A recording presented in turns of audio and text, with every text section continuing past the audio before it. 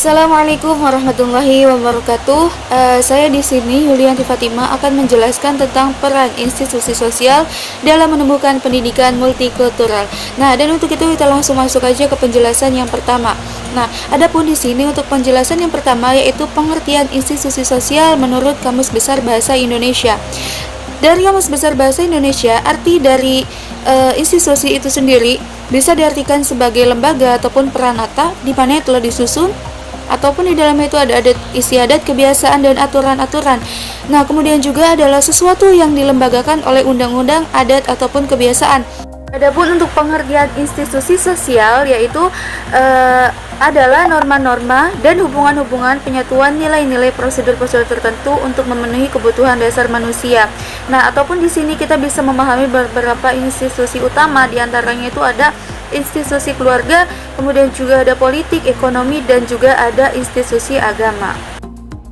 Nah, dan adapun di sini yaitu institusi sosial menurut para ahli. Yang pertama yaitu menurut Paul Horton dan Kaiser Elhan, yaitu institusi sosial adalah sistem-sistem norma dan hubungan penyatuan nilai dan prosedur-prosedur tertentu untuk memenuhi kebutuhan dasar manusia.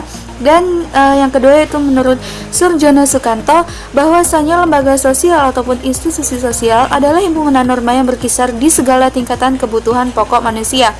Nah, dan adapun untuk pengertian menurut para ahli yang terakhir yaitu menurut Peter L. Berger, bahwasanya lembaga sosial adalah prosedur yang menyebabkan perbuatan manusia ditekankan oleh pola tertentu dan dipaksa bergerak sesuai dengan keinginan masyarakat.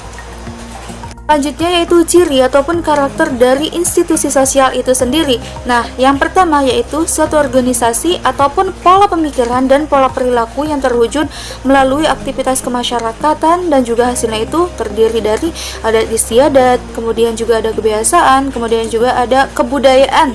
Nah, yang secara langsung ataupun tidak langsung bergabung dalam satu unit yang fungsional.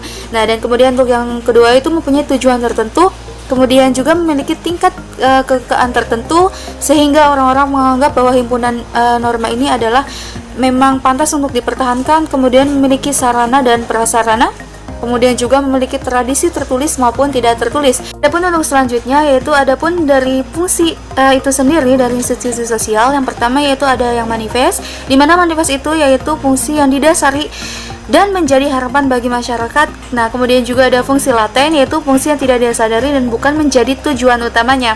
Adapun untuk yang selanjutnya yaitu di sini kegiatan institusi sosial itu sendiri dalam menumbuhkan pendidikan multikultural.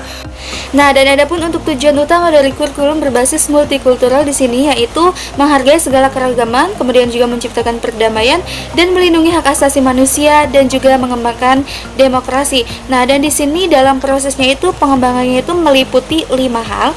Ya, jika lengkapnya kalian bisa baca di slide-nya. Yang pertama yaitu filosofi kurikulum dari yang berlaku seperti saat ini, kemudian juga diganti dengan tujuan dan visi misi sesuai dengan pendidikan multikultural. Kemudian teori kurikulum tentang konten harusnya berubah dari teori mengartikan konten sebagai aspek substantif menjadi berisikan fakta dan teori. Untuk yang selanjutnya yaitu tahapan dalam pengembangan strategi sekolah adalah yang dapat dilakukan dengan kegiatan belajar mengajar yang berbasis multikultural. Nah, yang pertama yaitu bisa menggunakan dengan strategi kegiatan belajar bersama. Ya, ataupun di sini kegiatan belajar mengajar itu memperhatikan adanya kemampuan perubahan siswa, kemudian juga dalam belajar dengan memperhatikan latar belakang perbedaan yang ada. Nah, kemudian juga di sini yaitu strategi pencapaian di mana sebagai konsep. Nah, yaitu digunakan dengan memfasilitasi peserta didik dalam melaksanakan studi budaya lokal dari daerah dalam kelompok belajarnya. Nah, dan adapun untuk yang ketiga yaitu analisis nilai, di mana peserta didik itu mengembangkan berpikir secara konstruktif dari ranah ekspresi dan komitmen nilai-nilai budaya lokal. Nah, dan yang terakhir yaitu strategi analisis sosial, di mana bertujuan memberikan informasi tentang fenomena-fenomena dalam kehidupan masyarakat yang mempunyai keragaman budaya, etnik dan adat istiadat. Adapun beberapa permasalahan awal pembelajaran berbasis budaya ataupun multikultural pada tahap persiapan awal. Nah, jadi yang pertama itu guru kurang mengenal budayanya sendiri, budaya lokal maupun budaya peserta didik. Kemudian juga di sini guru kurang menguasai garis besar strukturnya dan budaya etnis peserta didiknya. Nah, dan juga terutama dalam konteks mata pelajaran yang akan diajarnya. Kemudian rendahnya kemampuan guru dalam mempersiapkan peralatan yang dapat merangsang minat, ingatan, dan pengenalan kembali peserta didik terhadap khasanah budaya masing-masing dalam konteks budaya masing-masing serta dalam dimensi pengalaman belajar yang diperoleh. Dan adapun untuk solusi dari hal ini yaitu untuk mengatasinya sebagai seorang guru ataupun kita calon guru itu harus memiliki pengetahuan budaya yang memadai. Nah, ataupun di sini selain itu kita itu diperlukan sikap dan keterampilan yang bijaksana di mana dalam memilih metode ataupun materi pelajaran yang mengandung sensitivitas budaya, misalkan materi tentang perbedaan etnis, agama, dan lain sebagainya, hendaknya guru juga memberikan sentuhan warisan budaya sehingga dapat memotivasi peserta didik.